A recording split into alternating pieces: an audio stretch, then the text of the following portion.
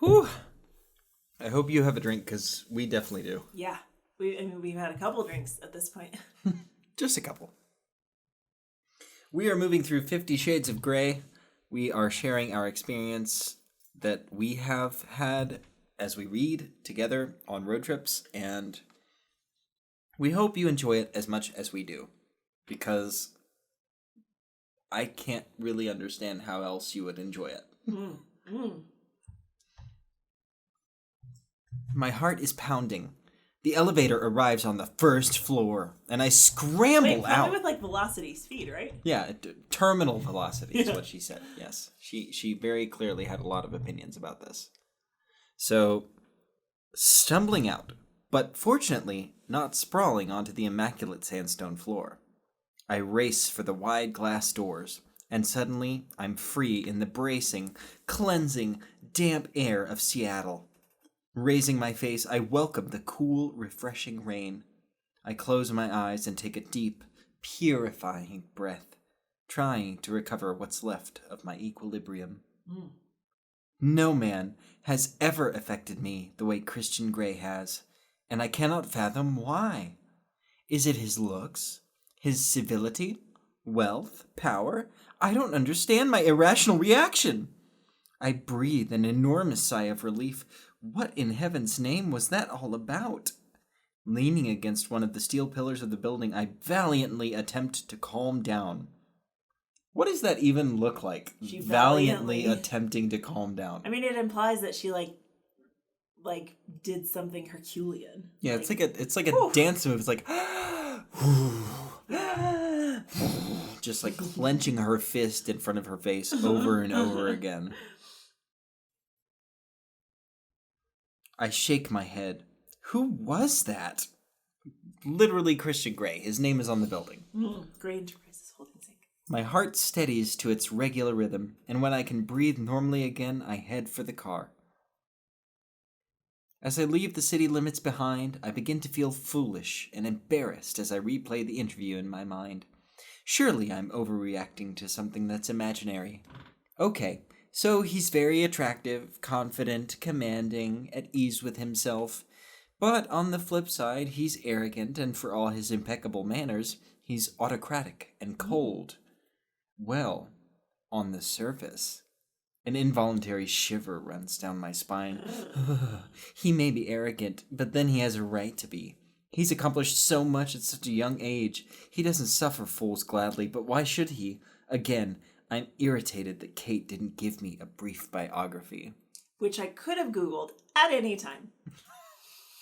You set me up to fail, you dirty jerk. Shame on friend. you. She's amazing. I know, I love her. She's an incredible human being. While cruising towards Interstate 5, my mind continues to wander.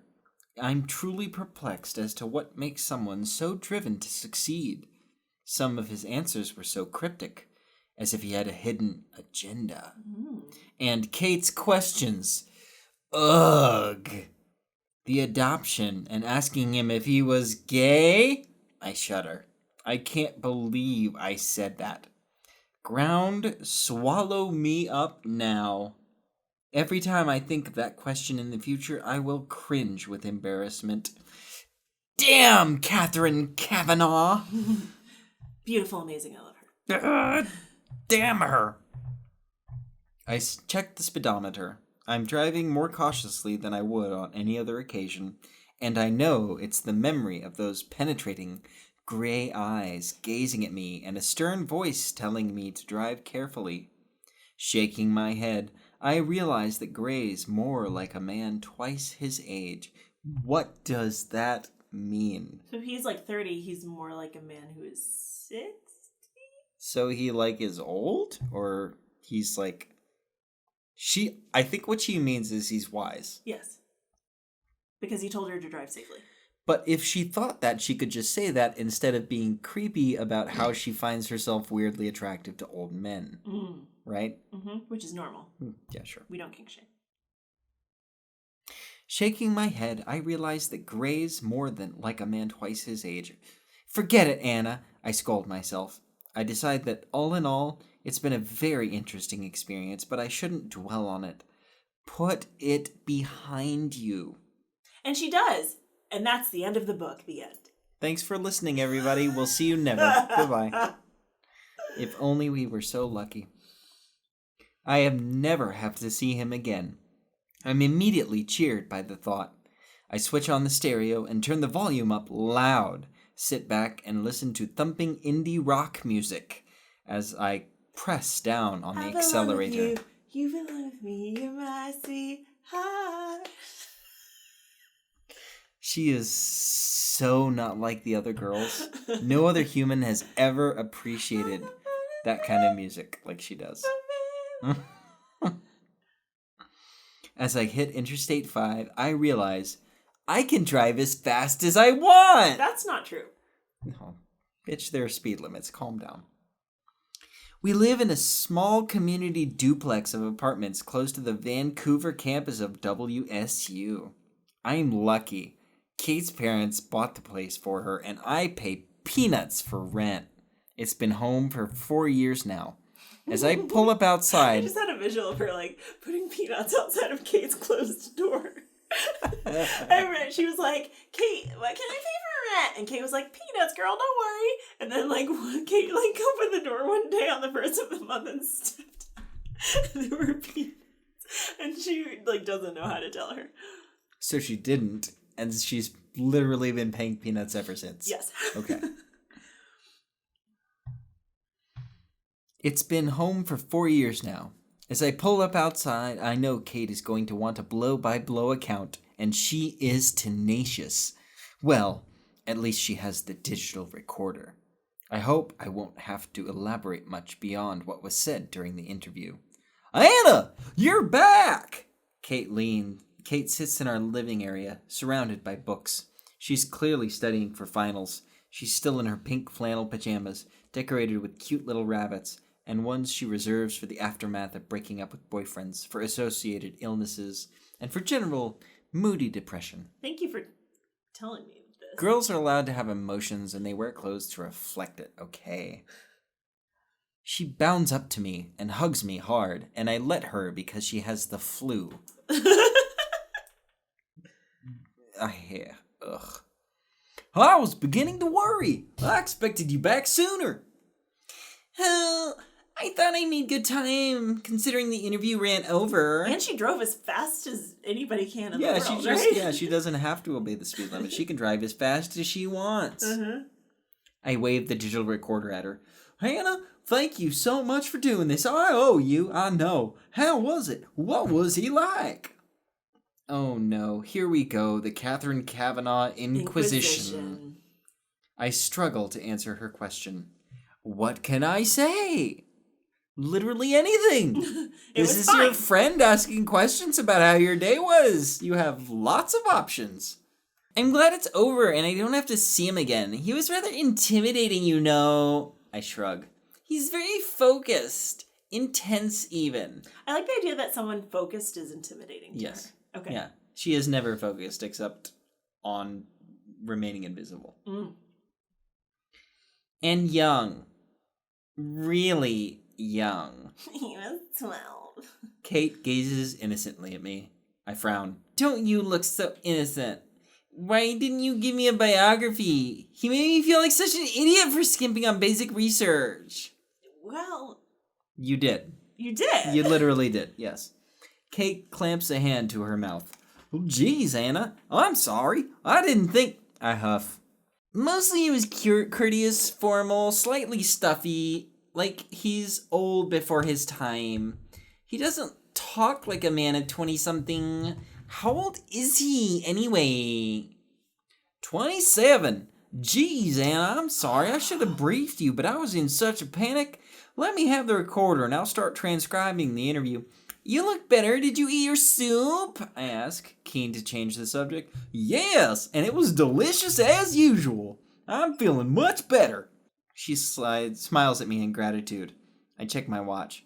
I have to run. I can still make my shift at Clayton's. Hannah, you'll be exhausted. I'll be fine. I'll see you later. Page break. I've worked at Clayton since I started at WSU.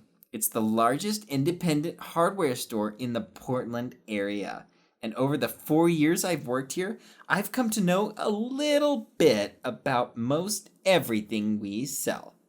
Although, Good. ironically, I'm crap at any DIY. I'll leave all that to my dad. Patriarchy. I know a little bit about shovels. They're for digging holes. I know a little bit about hoses. They're for carrying water. You get some glue, and you put the things together, and you don't want them to come apart, and they don't come apart. It's glued. I'm kind of a professional. Page break, for whatever reason. Wait a minute. I leave all the DIY to my dad. Page break. I'm glad I can make my shift, as it gives me something to focus on that isn't Christian Grey. Because I don't even like him. You Boys, stupid head. ew, gross. Wait, does it say that? No. Okay. We're busy. At the start of the summer season, and folks are redecorating their homes. Mrs. Clayton looks relieved to see me. Hannah, I thought you weren't going to make it today. My appointment doesn't take as long as I thought. I can do a couple of hours. I'm real pleased to see you. She sends me to the storeroom to start restocking shelves, and I'm soon absorbed in the task. Page break. We got maybe 8 sentences, and we have another page break. That was work. That's it. She absorbed herself in stocking shelves, and 4 hours later, when I arrived home later, Catherine is wearing headphones and working on her laptop. Her nose is still pink, but she has her teeth into a story, so she's concentrating and typing furiously. I am thoroughly drained, exhausted by the long drive, by the grueling interview, and by being swamped at Clayton's. Was that interview grueling? Yeah, she was so awkward. Being that awkward is exhausting, to be fair. Okay. I slump on the couch, thinking about the essay I have to finish and all the studying I haven't done today because I was holed up with him. You got some good stuff here, Anna. Well done. Did she get good stuff? Well, she found out he's not gay. Okay. Wait, did he? I guess he confirmed that. He's not gay. He could be bi. He could be. Yeah, he Could be pan. Yeah, that's true. There's so many options. I can't believe you didn't take him up on his offer to show you around. He obviously wanted to spend more time with you. She gives me a fleeting, quizzical look. I flush in my heart. Why is she quizzical about that? She knows who Anna is. Why would a boy be interested in me? My hair is a mess. Well, that's the first time we made a joke about her hair this time. Oh my This gosh. chapter. I flush and my heart rate inexplicably increases. She keeps saying that, like, I don't know why this is happening. Why is this happening? This is happening. I don't know. I'm not aware of anything that I experience because I have no experience being human because I don't participate in extracurricular activities. I flush and my heart rate inexplicably increases. That wasn't the reason, surely. He just wanted to show me around so I could see that he was lord of all he surveyed. I realize I'm biting my lip and I hope Kate doesn't notice, but she seems absorbed in her transcription. I hear what you mean about formal. Did you take any notes? She asks. No, I didn't. Well, that's fine. I can still make a fine article from this. Shame we don't have the original stills. Good-looking son of a bitch, isn't he? I suppose so. I try hard to sound disinterested, and I think I succeed. Oh, come on, Anna. Even you can't be immune to his looks. She arches a perfect eyebrow at me. Crap! I feel my cheeks heating, so I distract her with flattery. Always a good ploy. You probably would have got a lot more out of him. I doubt that, Anna. Come on. He practically offered you a job. Given that I foisted this on you at the last minute, you did very well. She glances up at me. Like, I feel like if I were to get the recording of that interview, it would be absolute garbage. Well, I mean, it would be like an adult talking with like a 14-year-old, right? It would just be really clumsy and awkward and embarrassing for everybody involved. But given what her best friend knows about her, maybe this is the best she can do. She glances up at me, speculatively. I make a hasty retreat into the kitchen. So, what did you really think of him? damn, she's inquisitive. Why can't she just let this go? Think of something. Quick! He's very, driven, controlling, arrogant, scary, but very charismatic. I can understand the fascination, I add, truthfully, hoping this will shut her up once and for all. And really, to be fair, when we all look for a partner in this world, those are the qualities we are looking for. Right. Also... Driven, controlling, arrogant, scary. Yeah. That's the top of the list. Kate is just trying to have a conversation, and Anna's just like, let me just say some shit to shut her up. I don't even want to talk about it. Poor Kate just had the flu. Yeah, she didn't get to do the interview she's been looking forward to all year. Mm-hmm. You? Fascinated by a man? That's a first. She snorts. I start gathering the makings of a sandwich so she can't see my face. Why did you want to know if he's gay? Incidentally, that was the most embarrassing question. I was mortified, and he was pissed to be asked too. I scowled at the memory. So I don't remember him being pissed, but also it was none of her fucking business. No, it's nobody's business. Also, but his adoption, none of her fucking business. The fact that he is 28 and so wildly successful and is single is, like, eyebrow raising. It's like, journalists, their job is to, like, rake the dirt and rake up the mud. And it's like, why aren't you married yet? Do you want to marry me? Right? Is that their job? Yes. Yeah. Like, they're asking Barbara the questions. would never ask that question. No. But they're asking the questions society wants to know. I guess. So, I don't think when I meet a 27-year-old male, I'm not like, why aren't you married? I also just reread the sentence, I start gathering the makings of a sandwich. What's What? in it? I don't know. Leaves? Beer? Bread? A flag? Let's start with bread. One sweater.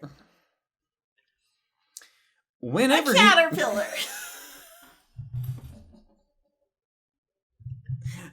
A bread and leaves and caterpillars. That's what they eat up in the Pacific Northwest. I was mortified and he was pissed to be asked too. I scowled at the memory. Whenever he's in the society pages, he never has a date. Who reads this? Sorry, she's a journalist major, Yes. so I guess maybe she does. She thinks, yeah, that's what journalists do, is they know Read their the stuff. society's pages. It was embarrassing. The whole thing was embarrassing. I'm glad I'll never have to lay eyes on him again. Little does she know. No. Oh, Anna, I can't believe it's that bad. I think he sounds quite taken with you. Taken with me? Now Kate's being ridiculous. Wouldn't you like a sandwich? Please. Page break. For whatever reason. We talk no more of Christian Grey that evening, much to my relief. Once we've eaten, I'm able to sit at the dining room table with Kate, and while she works on her article, I work on my essay on Tess of the D'Urbervilles. Damn, that woman was in the wrong place at the wrong time in the wrong century. By the time I finish, it's midnight, and Kate has long since gone to bed. Isn't that true of every woman in every piece of literature ever? Yes. Everywhere, ever. Yep. And also including this century sometimes. Big facts. By the time I finish, it's after midnight, and Kate has long since gone to bed. I make my way to my room, exhausted, but pleased that I've accomplished so much for a Monday. She made a sandwich. She did. Well, it doesn't say she made a sandwich. She gathered the She makings drove of a as sandwich. fast as she wanted to. She did. And she made a sandwich, and she wrote an essay. Good girl. I curl up in my white iron bed, wrap my mother's quilt around me, close my eyes, and I'm instantly asleep. That night, I dream of dark places, Gray bleak, places? cold white floors, and gray eyes. Whose are they? I don't know. Probably hers. Yeah. Page break. For the rest of the week, I throw myself into my studies and my job at Clayton's. Kate is busy too, compiling her last edition of the student newspaper before she has to relinquish it to the new editor while also cramming for her finals. By Wednesday, she's much better, and I no longer have to endure the sight of her pink flannel with too many rabbits PJs. Sorry, she hates Kate. But also, it's interesting, like, when she said she has to relinquish her essay. I feel like E.L. James just, like, took a thesaurus and just, like, found... She was like, I want to say give, What is a thing that I can say that is not give? Relinquish. I will relinquish this essay. Yes, absolutely. I call my mom in Georgia to check on her, but also so she can wish me luck on my final exams. Hey Mom, how are you? I don't care. Wish me luck on my exams. She proceeds to tell me about her latest venture into candle making. My mother is all about new business ventures. Fundamentally, she's bored and wants something to occupy her time, but she has the attention span of a goldfish. This is your mother. Yeah, I care about this. Her mother has the attention span of a goldfish. Clearly, it's genetic. It'll be something new next week. She worries me. I hope she hasn't mortgaged the house to finance this latest scheme. I wish she could have phrased it as like, my mom is constantly discovering new things. I think it's so cool how she's able to allocate her energy into things that bring her joy. But instead of modeling healthy behaviors, she has to reinforce that, young adults have to be embarrassed about their parents to be real humans. Mm-hmm. This is making her a believable character. Oh, okay? yeah. Sorry, I forgot. Bob, her relatively new but much older husband, is keeping an eye on her now that I'm no longer there. He does seem a lot more... Yes, women need to be watched. Yes, your 22-year-old needs to keep an eye on you. He does seem a lot more grounded. Wait, sorry, is that how old it is? 22? She is, yeah. That's what you're a senior in college at that age. That makes sense. Okay, I'm going to have to reframe some things. He does seem a lot more grounded than husband number 3, so this is potentially husband number 4. Cool, so she's as flippant about husbands as she is about her business pursuits. You know what? Let her mom marry as many people as she wants. And make as many candles as she wants. That's right. She worries me. What's her voice again? Who? Anna's her mom? Mother's. Her mom is like this. Yeah. How are things with you, Anna? For a moment I hesitate, and I have Mom's full attention. I'm fine. Anna, have you met someone? Wow, how does she do that? The excitement in her voice is palpable. No, Mom, it's nothing. You'll be the first to know if I do. Anna, you really need to get out more, honey. You worry me. Mom, I'm fine. How's Bob? As ever, distraction is the best policy. Because my mom is a flighty bitch. Later that evening, that's literally all we get about her conversation with her mother, is her mother senses that she is attracted to someone. Wait, is there a page break? No. There should have been. That would have been an appropriate this is time where for a page you put break. a page break. Later that evening, I call Ray, my stepdad, Mom's husband number 2, the man I consider my father and the man whose name I bear. It's a brief conversation. In fact, it's not so much a conversation as a one-sided series of grunts in response to my gentle coaxing. How are you? What did you eat today? What are you? I'm graduating soon. Okay, I love you.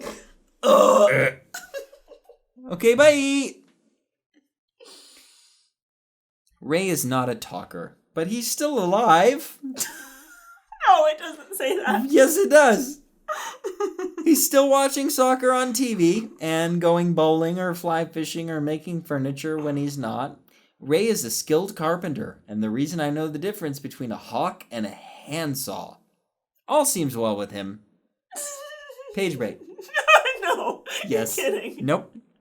This Wait. was important. I have so many questions. A hawk and a handsaw? A very real live bird that flies through the sky? I think the most important thing we take away from this is that Ray is alive. He's still alive. Cool.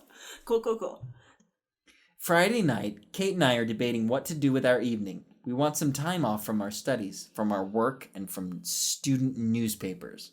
When the doorbell rings, as doorbells are wont to do, standing on our doorstep is my good friend Jose, clutching a bottle of champagne. Jose, great to see you. I give him a quick hug. Come in. Jose is the first person I met when I arrived at WSU, looking as lost and lonely as I did. We recognized a kindred spirit in each other that day, and we've been friends ever since. Not only do we share a sense of humor, but we also discovered that Ray and Jose Senior were in the same army unit together. As a result, Jose Senior. Jose Senior. As a result, our fathers have become good friends too.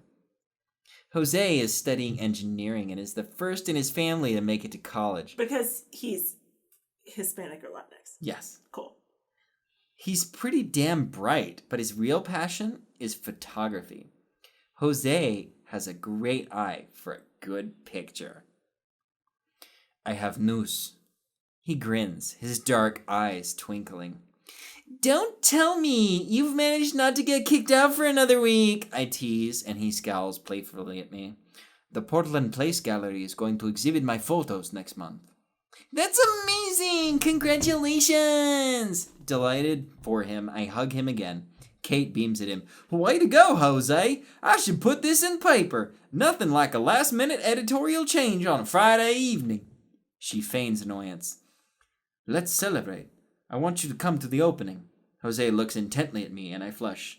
Both of you, of course, he adds, glancing nervously at Kate. Jose and I are good friends, but I know deep down inside he'd like to be more. He's cute and funny, but he's just not for me.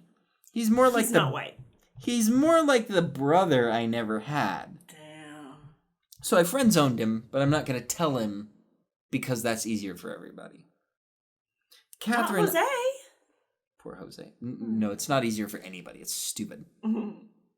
Catherine often teases me that I'm missing the need a boyfriend gene, but the truth is that I just haven't met anyone who had gray eyes before now. No, it doesn't say that.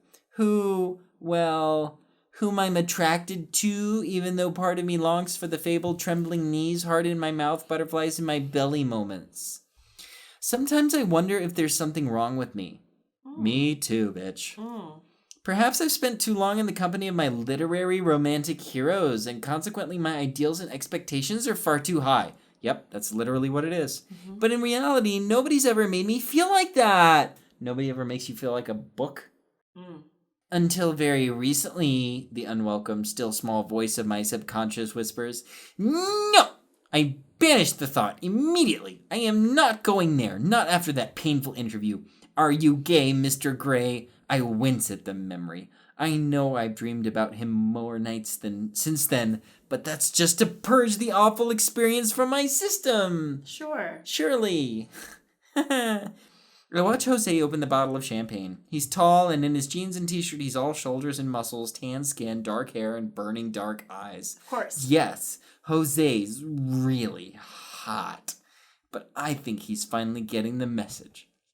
We're just friends. Which I'm sure she is giving that message clearly, directly, yes. And without a question. She is saying this is not going to happen rather than... She has said it openly to him already, at least 3 or 4 times, so he's guaranteed to get the message. Sure. The cork makes a loud pop, and Jose looks up and smiles. Page break for some reason. Saturday at the store is that's a why there was nightmare. A page break. That was like an appropriate page break. Sorry. I mean, it was. I feel like it could just be another paragraph. Or another chapter. Another paragraph. Saturday at the store is a nightmare. We are besieged by do-it-yourselfers wanting to spruce up their homes. Mr. and Mrs. Clayton and John and Patrick, the 2 other part-timers, and I are besieged by customers. Did you twice. Okay.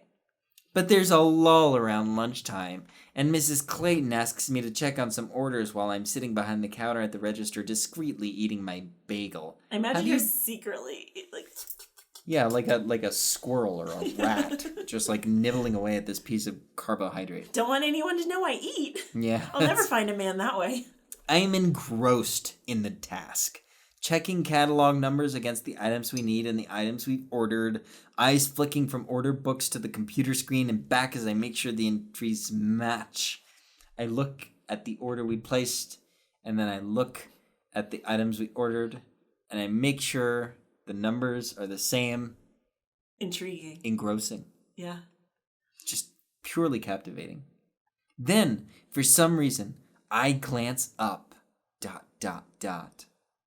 And I find myself locked in the bold, gray eyes of Christian Grey, who's standing at the counter staring at me. This is written as its own paragraph in italics. Heart failure. And then she died and the book ended. We're not that lucky. Cool. Miss Steele, what a pleasant surprise. His gaze is unwavering and intense. Holy crap, what the hell is he doing here? Looking all outdoorsy with his tousled hair and his cream chunky knit sweater, jeans, and walking boots. Cream chunky knit jeans? She said cream chunky knit sweater. Comma jeans. Cream chunky knit sweater, comma jeans, comma and walking boots. Everything is cream chunky. This is a man head to toe dressed in cream chunky. They were like, "Do you want cream smooth?" He was like, "No, you give me that chunky. Please." Thanks, I hate it. Yeah, me too. Every minute of it. I think my mouth has popped open and I can't locate my brain or my voice. Which is different than normal. Mr. Gray, I whisper, because that's all I can manage. There's a ghost of a smile on his lips. The ghost is back. It continues to be a ghost of a smile. It's not actually a smile. He doesn't actually smile. It's a ghost of a smile, right? Mm-hmm, like he's a ghost of a human, right? Because this isn't a real character. And his eyes are alight with humor, as if he's enjoying some private joke. The joke is you. The joke is, I surprised you at your work across the freaking state line. Yeah. And it's funny to me because I'm scary and possessive. Because there's a Home Depot right around the corner from Gray Enterprises, and he could have gone there. Yep, I could have literally told my assistants to go That's get right. a One thing. blonde number 1, blonde number 2, blonde number 3. But he's really trying out this chunky cream look, and he wants to make sure that, like, it works. I was in the area, he says, by way of explanation. Bullshit. I need to stock up on a few things. It's been a pleasure to see you again, Miss Steele. His voice is warm and husky, like dark melted chocolate fudge caramel, ... or something. I don't know, maybe I was getting too into that food metaphor. Sorry. I shake my head to gather my wits. My heart is pounding at a frantic tempo, and for some reason I'm blushing furiously under his steady scrutiny. I am utterly thrown by the sight of him standing before me. My memories of him did not do him justice. He's not merely good-looking. He's the epitome of male beauty. Wow. Breathtaking. And he's here. Here in Clayton's hardware store. Go figure. Finally, my cognitive functions are restored and reconnected with the rest of my body. Anna! My name's Anna, I mutter. What can I help you with, Mr. Gray? He smiles, and again, it's like he's privy to some big secret. It is so disconcerting. Taking a deep breath, I put on a professional, I've worked in this shop for years facade. What is that? What is that? What does that look like? What does that look like? Trump. He works at a hardware store? A professional, I've worked in this shop for years facade. I was thinking about the people that I encounter at Home Depot or Lowe's lately who look like exhausted, underpaid, wearing their mask as a chin strap. Like, couldn't give less of a shit about me. Maybe that's why he went to the local places, because he knows that they have that I've worked in this shop for years facade. The facade. Which implies that it's not real, No, right? of course, yeah. Okay. No, she doesn't know what she's doing. She knows the difference between a hawk and a saw? Is that what she said? Something. A couple of different types of saws. She knows So two saws. Like, is this hammer good for hammering nails? And she'd be like, I don't know, looks like a slide to me. Let's talk about hawk saws, though. Looks like a pigeon. I can do this. There are a few items I need. To start with, I'd like some cable ties, he murmurs, his expression both cool and She doesn't amused. know what a cable tie is. Oh my god, what's he gonna do with that? Cable ties? We stocked various lengths.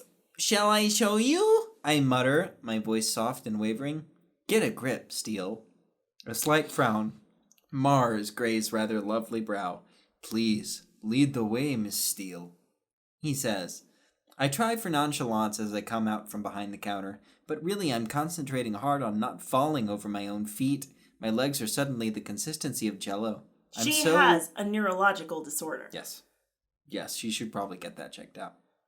I'm so glad I decided to wear my best jeans this morning. That way, in case she falls, at least he gets to see her good jeans. You know, there's something to be said. Like, I wouldn't not choose jeans because if I fall and people have to look at my ass, so people are like, oh, she fell, ha ha ha, but her ass looks great. Those jeans, though, they really pop. I'm so glad I decided to wear my best jeans this morning. They're with the electrical goods. Aisle 8. My voice is a little too bright. I glance up at him and regret it almost immediately. Damn, he's handsome. After you, he murmurs, gesturing with long-fingered, beautifully manicured hands. I forgot about his long Jack Skellington fingers. Like, he could probably reach to aisle 8 from where he is. He could just poke a finger out and pull them off the hook down the aisle. And instead, he just, like, gestures longly. After you. After you. With my heart almost strangling me because it's in my throat trying to escape from my mouth. Her metaphor is so bad she had to explain it in the book. My heart is almost strangling me. Because it's in my throat trying to escape from my mouth. That's what strangling means. Close hyphen. I head down one of the aisles to the electrical section. Why is he in Portland? Why is he here at Clayton's? I mean, I want to make fun of her, but also, valid question, what the fuck are you doing here? He's scary and intimidating, and it's really hot. And from a very tiny, underused part of my brain, well, every part of her brain I think is underused. Probably located at the base of my medulla oblongata near where my subconscious dwells. She doesn't know what that is. No, she doesn't. But E.L. James does. She Googled what is near the subconscious. Tell me about the brain. Comes the thought. He's here to see you. No way! I dismiss it immediately. Why would this beautiful, powerful, urbane man want to see me? The idea is preposterous, and I kick it out of my head. Are you in Portland on business? I ask, and my voice is too high, like I've got my finger trapped in a door or something. Damn, try to be cool, Anna. I was visiting the WSU Farming Division. It's based in Vancouver. I'm currently funding some research there in crop rotation and soil science, he says matter-of-factly. See, not here to find you at all, my subconscious sneers at me, loud, proud, and pouty. I flush at my foolish, wayward thoughts. All part of your Feed the World plan? I tease. Something like that, he acknowledges, his lips quirk upward in a half-smile. He gazes at the selection of cable ties we stock in Clayton's. What on earth is he going to do with those? I cannot picture him as a do-it-yourselfer at all. His fingers trail across the various... His long fingers. His creepy long fingers trail across all the packages displayed. And for some inexplicable reason, I have to look away. He bends and selects a packet. These will do. Wait, what is a normal use for cable ties? Tying, like what is a cable tie? It's great for wire. Like, cable ties are good for, like, locking wire in place. It's like zip ties, but stronger. Oh, okay. So it's a lot of, like, wiring and stuff like that. Sorry, I'm not a professional like Anna. Me neither. So... I don't know anything about saws. Yeah, I saw a saw and thought it was a cardinal. And it turned out to be a hawk saw. It ended up being a bluebird saw. Excuse me. These'll do, he says, with his oh-so-secret smile. Is there anything else? I'd like some masking tape. Masking tape? Are you redecorating? The words are out before I can stop them. Also, are you gay? Were you adopted? What's your attachment to your mom? It's kind of weird that you want that stuff. Why are you getting it? Surely he hires laborers or has staff to help him decorate. No, not redecorating, he says quickly, then smirks as I have the uncanny feeling that he's laughing at me. Am I that funny? Funny looking? This way, I murmur, embarrassed. Masking tape is in the decorating aisle. I glance behind me as he follows. Have you worked here long? His voice is low, and he's gazing at me, concentrating hard. I blush slightly. Why the hell does he have this effect on me? I feel like I'm 14 years old. You act like you're 14 years old and think like you're 14 years old, so maybe you are 14 years old. Gosh, as always, and out of place. Eyes front, Steele. 4 years, I mutter as we reach our goal. To distract myself, I reach down and select the 2 widths of masking tape that we stock. I'll take this one, Gray says softly, pointing to the wider tape, which I pass to him. Our fingers brush very briefly. They're actually like 6 feet away from each other. But he reached out with one finger and she brushed his 6 foot long finger. Yeah.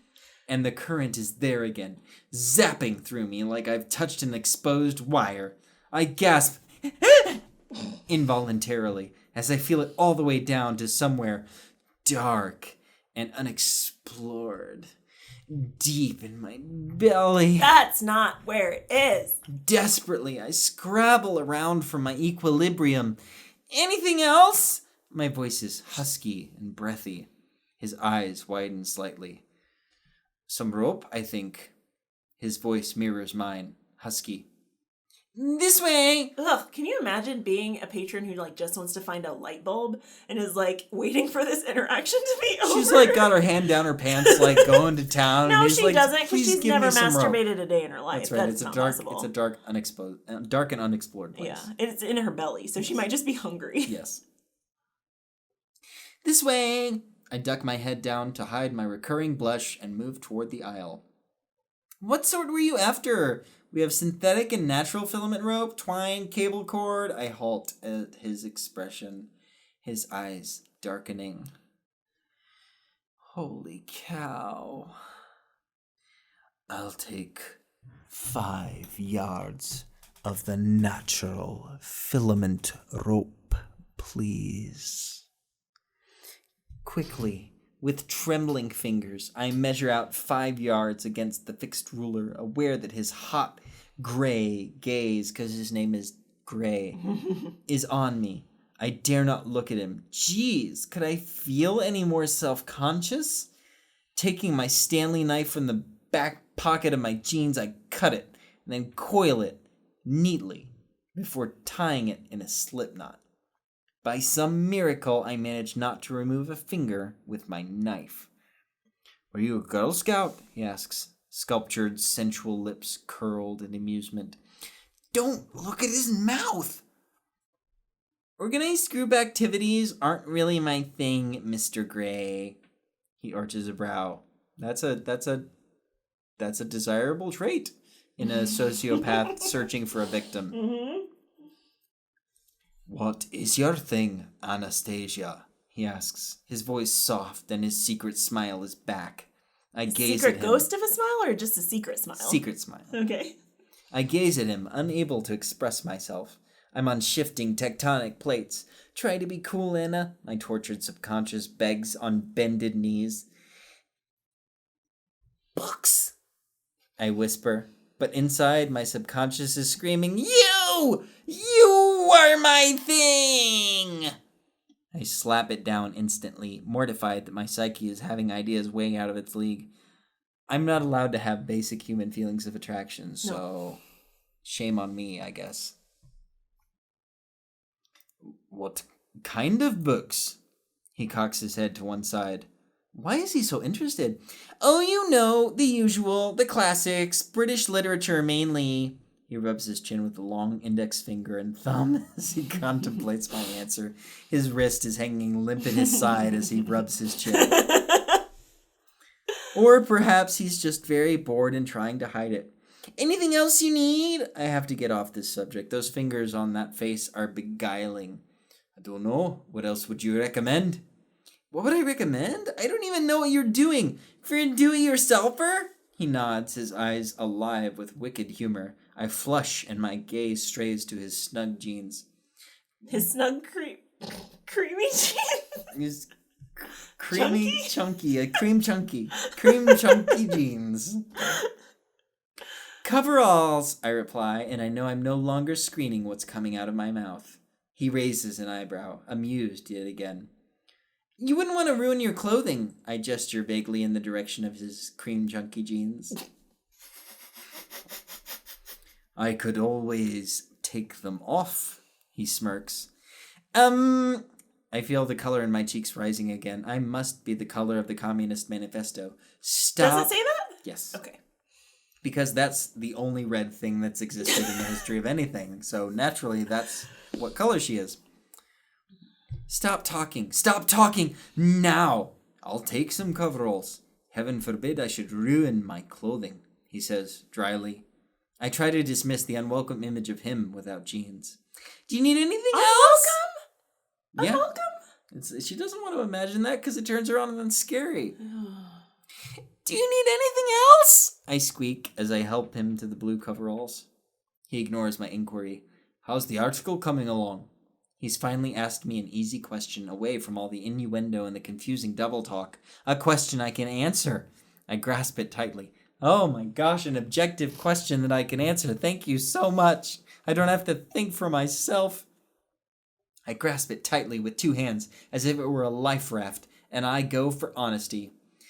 I'm not writing it. That's Catherine the is. second time she's gone for honest. Like, she's made a point of being like, and I chose to not lie. To not tell a bald-faced lie. That's how she endears herself to us as a character, is she is not... I hired a leprechaun to write it! a selfish, lying bitch. Oh. Catherine is Miss Kavanaugh, my roommate. She's the writer. She's very happy with it. She's the editor of the newspaper, and she was devastated that she couldn't do the interview in person. I feel like I've come up for air. At last, a normal topic of conversation. Her only concern is that she doesn't have any original photographs of you. What sort of photographs does she want? Okay, I hadn't factored in this response. I shake my head because I just don't know. Well, I'm around. Tomorrow, perhaps. You'd be willing to do a photo shoot? My voice is squeaky again. Kate will be in seventh heaven if I can pull this off. And you might see him again tomorrow, that dark place at the base of my brain whispers seductively at me. I dismiss the thoughts of all the silly, ridiculous... Kate will be delighted if we can find a photographer. I'm so pleased. Oh, and I we smile don't at know him a photographer. We've only met 5 characters, and one of them takes pictures. Who might it be? I don't know. I guess we'll find out. I smile at him broadly. His lips part like he's taking a sharp intake of breath, and he blinks. For a fraction of a second.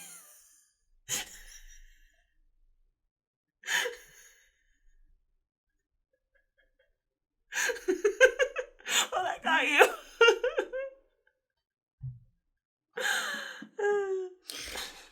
They're so gross that every human thing they do seems grosser by association. For a fraction of a second, he looks lost somehow, and the earth shifts slightly on its axis, and everyone in the room is jarred and thrown from their feet because the earth shifted on its axis. The tectonic plates sliding into a new position. I don't think she's talking about, like, geology here. Oh my. Christian Grey's lost look. Let me know about tomorrow. Reaching into his back pocket, he pulls out his wallet. My card has my cell phone on it. You'll need to call before 10 in the morning. Okay! I grin up at him. Kate is going to be thrilled. Anna! Paul is materialized at the other end of the aisle. What did he say? Anna! Paul has materialized at the other end of the aisle. He's Mr. Clayton's youngest brother. I've heard he was home from Princeton, but I wasn't expecting to see him today. Excuse me for a minute, Mr. Gray. Gray frowns as I turn away from him. Paul has always been a buddy, and in the strange moment that I'm having with this rich, powerful, awesomely off-the-charts, attractive, control freak Gray, it's great to talk to someone who's normal. Damn. Oof. Paul hugs me hard, taking me by surprise. Anna, hi. It's so good to see you, he gushes. Sounds a little bit like Kate. Yeah, there's a lot of country going on in the Pacific Northwest. Okay. A lot of really grassroots, salt of the earth people. Hello, Paul. How are you? Wait, remind me where Princeton is. Princeton? Uh-huh. I don't know. It's for fancy people. Hey, I was about to say hey Google, but I was about to look it up like Anna could have done on her way to meet Christian, Yes. but I won't find it. It's in New England, right? Ooh. Maybe. It's Okay, definitely I don't Ivy. remember. Hello, Paul. How are you? You're home for your brother's birthday? Yup. You're looking well, Anna. Really well. He grins as he examines me at arm's length. That's like a weird interaction to have in front of a customer, right? Yes. Okay. Yes, and also in general. That's a weird thing to say to a person. You're looking really well. You all, next time, don't do this. Next time you encounter a person at the store that you know, just be like, you're looking really good. And grin as you examine them at arm's length. But at least it's arm's length, not like Jack Skellington arm's length. Mm-mm. It's like normal arm's length. Arm's length, not finger's length. Yeah. Then he releases me, but keeps a possessive arm draped over my shoulder. I shuffle from foot to foot, embarrassed. It's good to see Paul, but he's always been over-familiar. When I glance up at Christian Grey, he's watching us like a hawk, his eyes hooded and A hawk. speculative. Or maybe a hacksaw. Or a hawksaw. His mouth a hard, impassive line. He's changed from the weirdly attentive customer to someone else. Yeah, or maybe like a customer who would like to be waited on. Yes. Someone cold and distant. Or someone who doesn't like employees like being weirdly familiar with each other in front of him. Paul, I'm with a customer. Someone you should meet, I say, trying to diffuse the antagonism I see in Gray's expression. I drag Paul over to meet him, and they size each other up. The atmosphere is suddenly arctic. They probably are just looking at each other and in her mind. That's what happens when you read too many English novels. Mm. Paul, this is Christian Grey. Mr. Grey, this is Paul Clayton. His brother owns the place. And for some irrational reason, I feel I have to explain a bit more. I've known Paul ever since I worked here, although we don't ever see each other that often. He's back from Princeton, where he's been studying business administration. I'm babbling. Stop now. Mr. Clayton. Grey holds his hand out, his look unreadable. Mr. Grey. Paul returns the handshake. Wait up, not the Christian Grey. Grey Enterprises Holdings? Paul goes from surly to awestruck in less than a nanosecond. Grey gives him a polite smile that doesn't reach his eyes. Wow. Is there anything I can get you? Anastasia has it covered, Mr. Clayton. She's been very attentive. His expression is impassive, but his words, it's like he's saying something else entirely. It's baffling. Cool, Paul responds. Catch you later, Anna. Sure, Paul. I watch him disappear toward the stockroom. Anything else, Mr. Grey? Just these items. His tone is clipped and cool. Damn, have I offended him? Taking a deep breath, I turn and head for the register. What is his problem? Am I allowed to act with other human beings around him? Am I allowed to be a person? I ring up the rope, coveralls, masking tape, and cable ties. And don't think anything of it. That'll be $43, please. I glance up at Grey, and I wish I hadn't. He's watching me closely, intently. It's unnerving. Would you like a bag? I ask as I take his credit card. Please, Anastasia. His tongue caresses my name, and my heart once again is frantic. I can hardly breathe. Hurriedly, I place his purchases in a plastic bag. You'll call me if you want to do the photo shoot. He's all business once more. I nod, rendered speechless yet again, and hand back his credit card. Good. Until tomorrow, perhaps. He turns to leave, then pauses. Oh, and Anastasia. I'm glad Miss Kavanagh couldn't do the interview. He smiles, then strides with renewed purpose out of the store, slinging the plastic bag over his shoulder, leaving me a quivering mass of raging female hormones. I spend several minutes staring at the closed door through which he's just left before I return to the planet Earth. Okay, I like him. There, I've admitted it to myself. I cannot hide from my feelings anymore. I've never felt like this before. I find him attractive, very attractive, but it's a lost cause, I know, and I sigh with bittersweet regret. It was just a coincidence, his coming here, but still I can imagine and I can admire him from afar, surely. No harm can come of that. And if I find a photographer, I can do some serious admiring tomorrow. I bite my lip in anticipation and find myself grinning like a schoolgirl. I need to phone Kate and organize a photo shoot. And that's the end of the chapter. Thank God. I'm struggling with that, like that grinning like a schoolgirl, like, or grinning like the 22-year-old woman that you are because you are not a child. Oh my God, someone paid positive attention to me for the first time in my life. But no, Yay. not Paul was there. I mean, although it sounds like He's she doesn't prefer that. Yeah. She doesn't like that. No, he's gropey. He's gross. Like, he had his arms all over her. Yeah. He examined her at arm's length, and then he had his arm around her, and she's like, he's over friendly, and that's gross. Meanwhile, this other handsome dude that she has now admitted that she likes, was buying like serial killer shit. Yes. But he's hot. And like her stepdad, he's still alive. Find out next time if Ray is still alive.